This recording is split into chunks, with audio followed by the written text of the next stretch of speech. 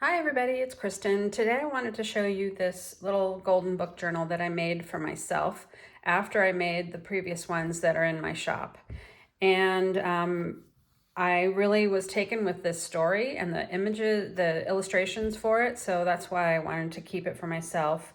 And actually I didn't decide that until I had made the spine.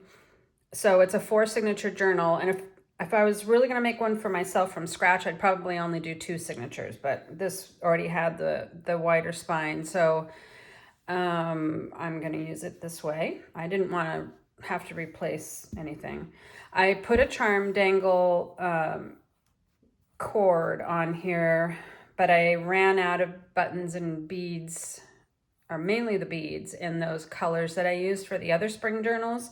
So I just put this on so it's all ready for when I do get some more. And one reason that I love this story is it's written by Margaret Wise Brown, who is most famous for writing Goodnight Moon. And it's illustrated by Garth Williams, who is most famous for his illustration, well, at least most noted by me as for his little House on the Prairie illustrations, which I always loved when I was a child.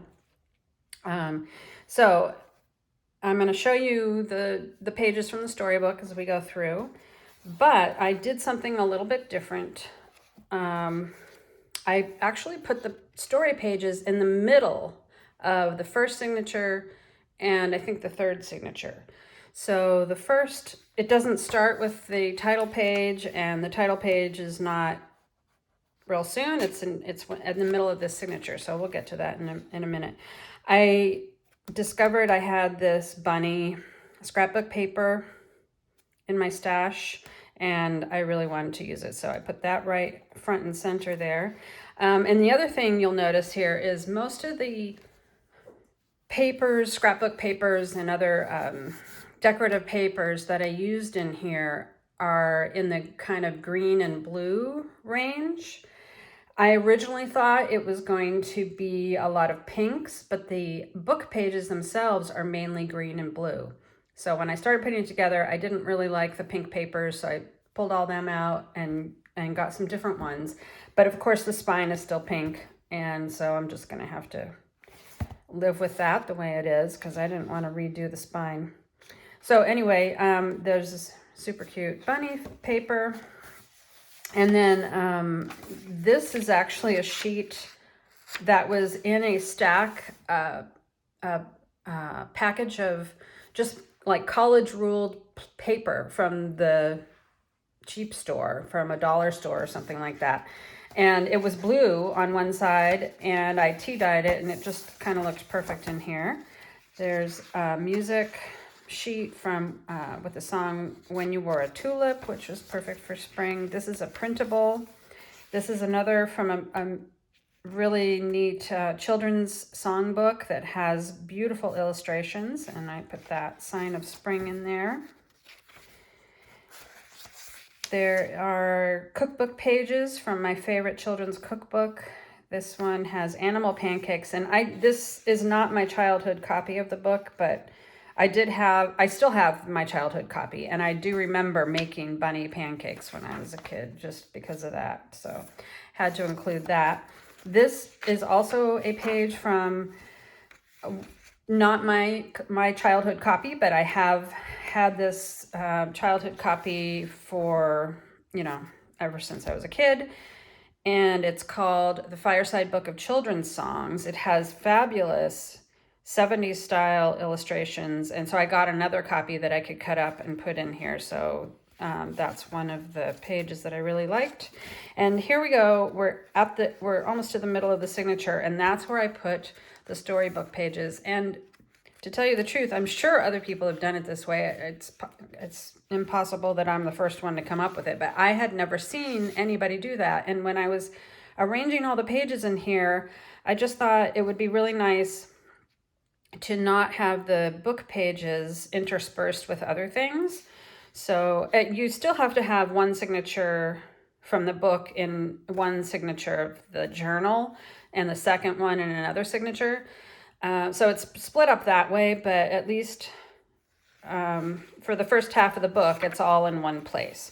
So these are these really adorable illustrations. I just fell in love with them as soon as I saw it. So this is my absolute favorite of the little golden books that I used. Oh, and here I also did I sewed the center spine of the book pages rather than using washi tape or glue. There's no glue or anything, it's just sewing. So they're kind of accordion folded, and if you have no idea what I'm talking about, just let me know and I'll demonstrate it in a future video. It's very easy to do, and I did still have to trim off a little bit, like about a ½ inch of the outside edge of the story. And so it got a little bit close on some of the pages, but overall I think it looks fine, and I didn't lose any of the words. Like right here, this is really close to his face, so I wish it didn't have that, but that's kind of what I had to do. Either that or I would have to fold the page, and on this one I didn't want to fold the page. So that's the first half of the story, and then we have the other half of all those other pages I showed. There's another really sweet illustration there. And on this one, I folded the music page rather than cutting it. So here's signature number 2. Oh, this is cute. I had this paper that had these little turtles on that's the label part of the page of the scrapbook paper that you would normally trim off, but it's so cute I had to leave it on, which means that of course I have the information on the back side, which I might just leave there because it says hi neighbor. It's kind of cute, reaching out, I love the colors and everything, so I might just leave that like that. Here's a cookbook page, sparkling sugar cookies. And this is from a music book that almost like a pamphlet of large format music sheet in German. And the illustrations on the front cover, or the title page, it's a title page of it, were really sweet with these children and birds. And actually there's a bunny right there. So that was a nice one to include. I really like this one from the music book, Over in the Meadow. And here I used a tea-dyed doily, but instead of leaving it floating around, I glued it down. And here I have a paper bag. This is a local shop, so this is a new bag that I got recently, but the store is called Joy Street, which just seemed perfect for this journal, so I put that in. We've got Edelweiss. So this is another piece of paper from that pack of college ruled paper I was talking about, and I tea-dyed it like the blue sheet that I talked about over here. And I just wanted to use it, even though, it has kind of stuff that I don't really care for, like the barcode, but the illustrations otherwise are really nice, and the birds, so I just kept that. Here's another part of the music sheet. This is the other half of that bag, and for now I'm leaving it closed, but if I want to use it as a pocket at some point, I could either cut it along the top edge or the side edge and use it as a pocket.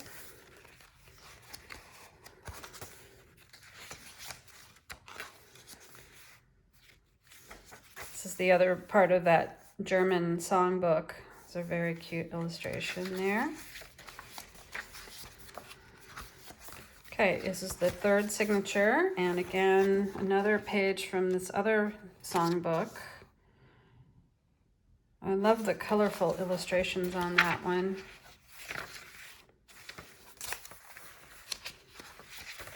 There's a song, Sunny. And I just like the colors on this cookbook page, so I put that in. So you'll notice that there isn't very much in the way of pink, but this is, that's probably the most pink you'll see on any particular page. Lots of greens and blues. And so this is the middle of this third signature, and it has the storybook again, picks up halfway through. Just so, so cute.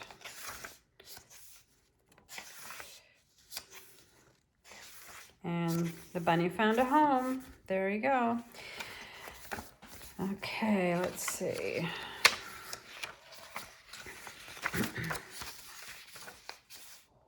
There's the other half of that songbook page. Really pretty.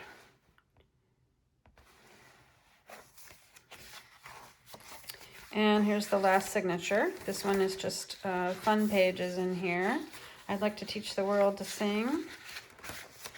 Love these birds, so I had to include them. And these, this songbook, the illustrations are all, as far as I'm pretty sure, they're all in the orange, pink, and kind of mustard yellow. So, of course, there's some pink there. This is part of an envelope, so you'll see the other half. And this is actually something that I printed on some nice, heavier paper that I could do watercolor on. It's heavy enough that I could do light watercolor on.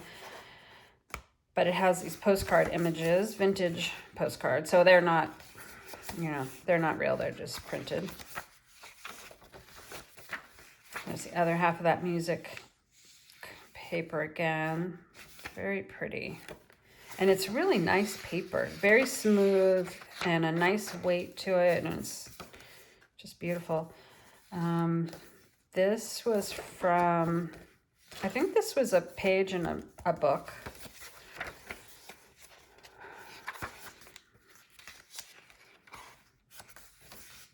Here's the other half of the postcard.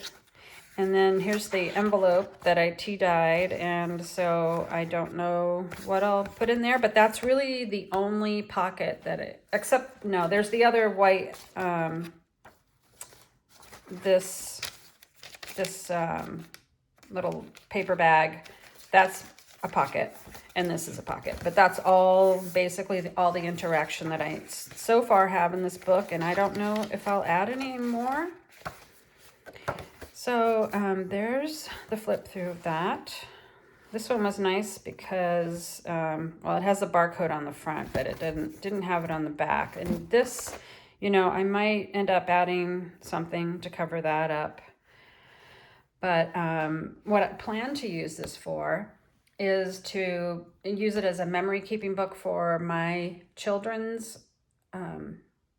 springtime and Easter sort of things, you know, egg hunts and Easter baskets and things like that. I know I have some really good pictures of them when they were really small, and I was thinking that I would put that in there.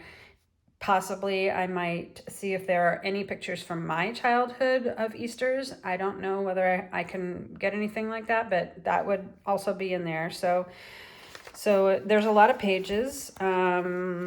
And I don't know for sure even when I'll get around to doing that, but it's all ready to go, and it's just for me, and I thought it was really sweet, so I wanted to share it.